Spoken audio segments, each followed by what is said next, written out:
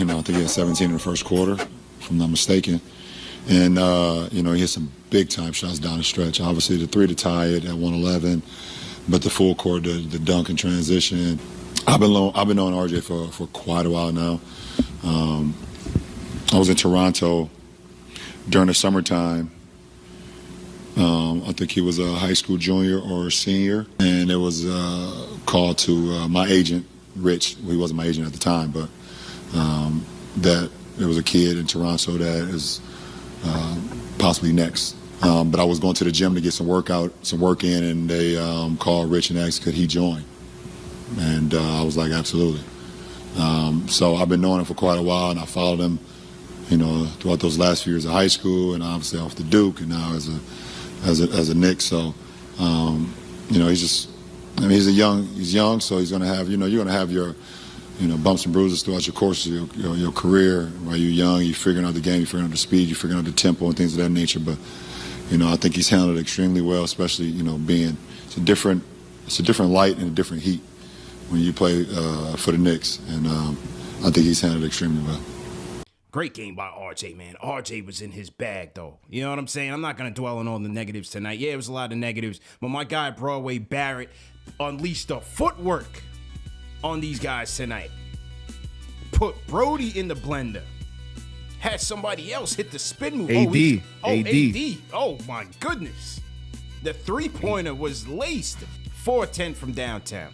36 points, 13 of 28 from the field. 8 boards. 5 dimes. And you know what I love about RJ, bro? Which he's been doing a lot lately. As soon as he's getting that rebound, he's out. He's going.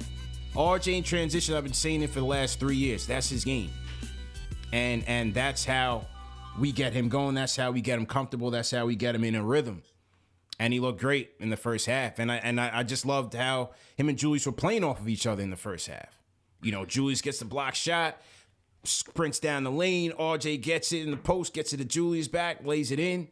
1-2 game was on point between the two of them to start this game off. I just tight that they couldn't get the job done and finish it off, man.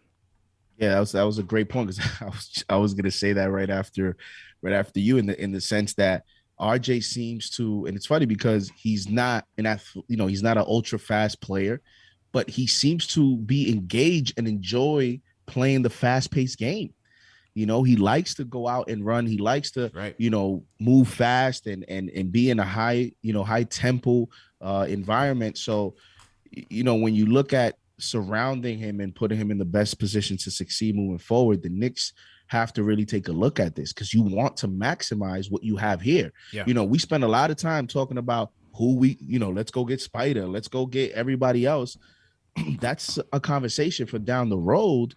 But how do we maximize what we have here? And it's been a frustrating thing for me is our lack of, doing that for a guy like RJ and some of the other young guys. And this slow tempo thing, just not forcing the action or not running a lot more action through RJ.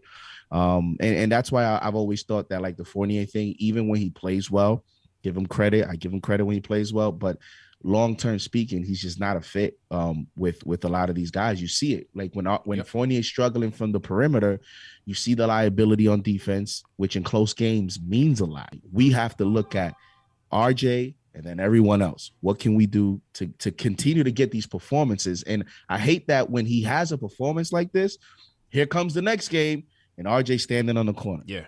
Like, we cannot continue to do that, CP.